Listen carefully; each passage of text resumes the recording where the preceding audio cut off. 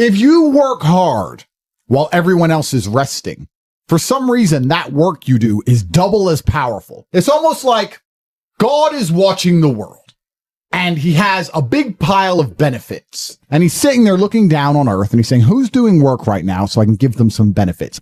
And on a normal day, X amount of billion people are doing work, so he hands out some benefits. But on a day when everyone else is being lazy, when you do work, when he divvies up the benefits for the work, you're going to get more for it. If I were to ask you, what did you do with the days between Christmas and New Year last year? You wouldn't even be able to tell me. They were so unremarkable, you wasted them. And the reason you are wasting them is as follows. You're a dad and you're an idiot. A little worm in the dirt. You're just in the dirt. Perhaps a bird will eat you. You're small and you're slimy. You smell and you're ugly and you're stupid.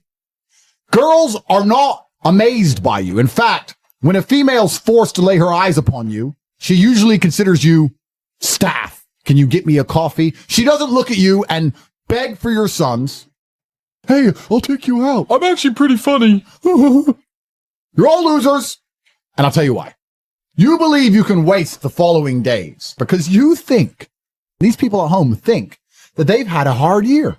If I were to ask you what you did this year, it would boil down to basically, I managed to pay my rent. I managed to eat food most days.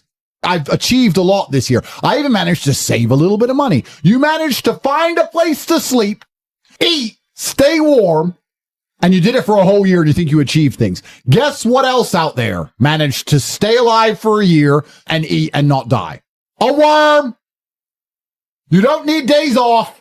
You've achieved nothing. You've done nothing. Nothing. And even after up for a whole year, you think you need rest. You don't need rest. What you need is work. You need it more than ever. You need it right now. For some reason, you're at home. You're insignificant. Nobody cares. And it bothers me that you're at home and you're such an insignificant loser when you could be something so great. You should know better. So you don't need these days off because I know most of you struggle with the basic tenet of dedication and motivation and concentration. Your mind has been assassinated by the algorithms. You sit there, TikTok, TikTok, TikTok, TikTok. Girl on Instagram. Hi.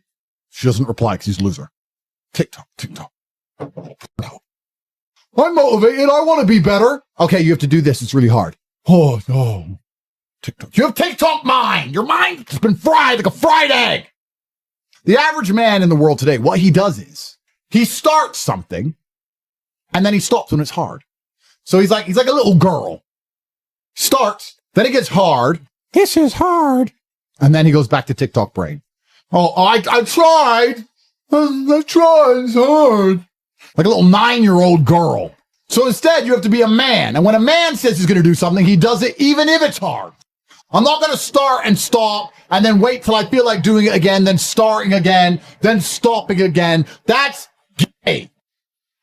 Oh, but I need time to myself. Oh, but it's the evening. Or, it's hyper competitive. There's a guy in Islamabad who'll do your job online for $3 an hour and he doesn't sleep. You're going to lose. If you just want to relax, that's fine. But you're competing against people who just don't want to relax and you're going to lose. If you were to take somebody who says, I'm doing my best, I'm really trying, and you were to get an exact schedule of their last week and find all the times they've wasted time, most of those people are not even self-reflective enough to go, you're right, I'm not trying my best. You know what they'd say? Well, I have to have a social life. I have to, you're crazy. And then they go back to being a loser. They don't give a solitary fuck. And even if you pointed it out to them, they'd sit there and go, oh yeah, and they'd make some excuse for it.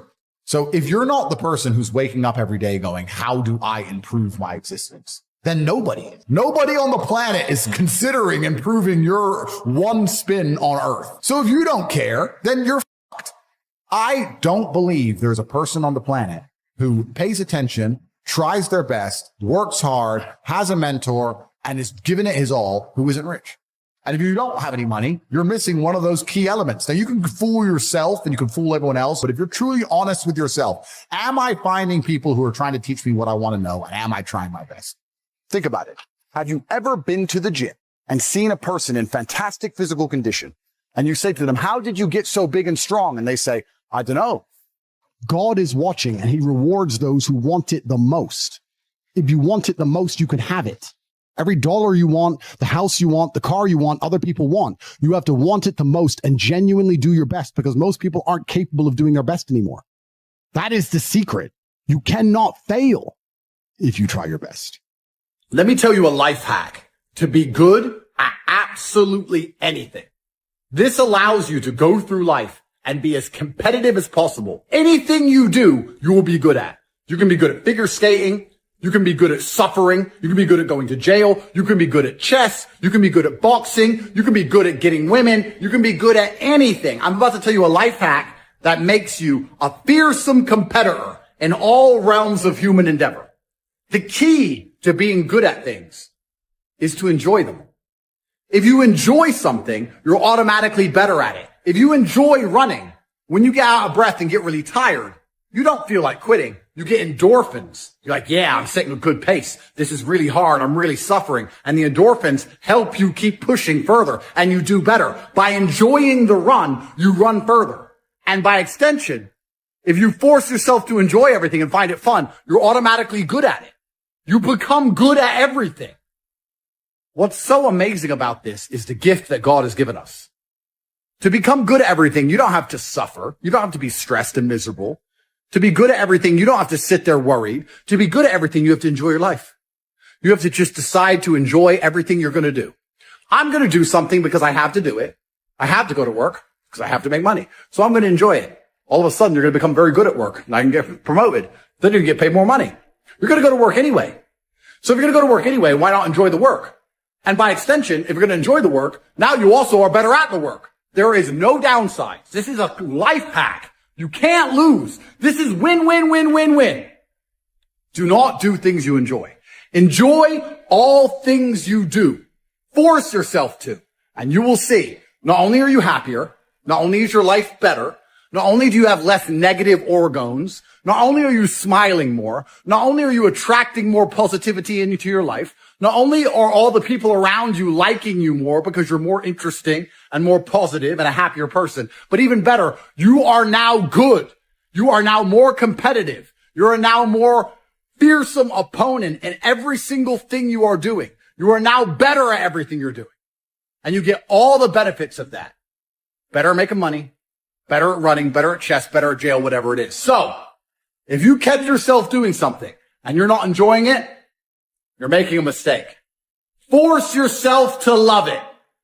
And you're going to see how magical life can be. You're going to see how quickly the entire world can turn around by simply enjoying yourself, how fantastic a person you become, and how fantastic your life becomes, and what fantastic results you get to enjoy. Because if you're truly depressed with your situation, if you're truly unhappy with it 24/7, like you should be, you won't stay there. You'll get out. And that's what most of you are doing. And that's why year after year, nothing remarkable happens in your life.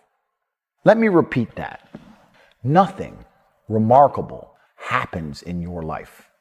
If you were to tell me your best story from this last year, not only would I not be entertained, I would likely be offended and bored. Did you go to a club? Did you go party? Did you go on holiday? Whoa, crazy. You've wasted another year, and God knows it, which is why for Christmas you're going to get nothing but socks, and you're going to stay a fuck up until you do something about it. If I just sit and wait long enough, God will give me what I want. No, he won't, because you're on the naughty list. God decides who gets what, and it's very simple. I have never seen somebody in my entire life want something and not get it. I've seen people say, yeah, I want to get bigger and not get bigger. But I've never seen somebody go to the gym, train hard, eat right every day, not get bigger. So the guy who actually wanted it gets exactly what he wanted. The universe is super giving. The universe will make you big, strong, famous, and rich. You can have everything you've ever desired if you actually want it. But if you don't actually want it, it's not going to give it to you, because you cannot fool the universe and you cannot fool God. That ain't going to work. It's never going to work. So people sit and they try and conflate the issue to avoid the hard work because they're cowards or they're lazy. And they sit there and go, oh, there must be some other way. There isn't. And even if there was, the hard workers would have found it, and they'd be doing it with hard work applied on top anyway. So it still wouldn't work for a fucking loser. Going to the gym is a search for truth. because you can either lift that bar or you can't. When you train yourself to become more capable, that is a search for truth. Money that you make, they can take it off you, yes, but when you dedicate yourself to money, you can call that real. You can spend it. You can take care of people you love. Those are real things. But if you want to be an honest person or a good person, perhaps these are the most important things you can actually do with your day. It's train, it's dedicate yourself, work hard, make money, love those you love, because so much of the world is garbage. If you scroll Twitter, every single person is full of shit. Every single person picks and chooses. But if you go to the gym and you lift that weight, you get stronger. Isn't that beautiful? Isn't simplicity beautiful to say, the world is so complicated, but if I go to the gym and I lift this weight, I get stronger? Isn't that enough to give you some peace, for you to wake up and think, I'm going to dedicate myself and I'm going to train and I'm going to get stronger tomorrow because I trained today and I didn't want to train, but I did it anyway. And now I'm stronger than I was. And that is 100% definitively true. No maybes, no ifs, no buts. It is a fact that I have made a reality myself. I can force this outcome, and forced outcomes are what you're always looking for in life. You should be sitting here saying, okay, if I go out and party tonight, 10 things can happen. I can get in a fight and die. I can get in a fight and win and get a good KO video that makes me famous on the internet, but I catch a criminal case and I go to jail for 6 years. I can meet a beautiful woman and she can break my heart and waste my time. I can get drunk for no reason. I can have a great time, etc. There's a whole bunch of outcomes. But if you say I go to the gym and I lift those weights, what happens? I get stronger. It's a forced move. It's a forced move, and it's a universal truth. I am going to try, as I optimize my life, to not only always look for forced moves, but also to be looking for the truth of all things. And I think that's what I love so much about competition, because competition is a search for truth. Who's better? Search for truth is a very beautiful thing. How do you feel? I feel busy. Yeah, but are you happy? I'm busy. I'm doing this. I'm doing this. I'm doing this. I'm doing this. I'm busy. And that's the purpose of man. Why is any of the other men watching this waking up each day if they're not trying to get strong, get rich, and fight their enemies? What the fuck you waking up for?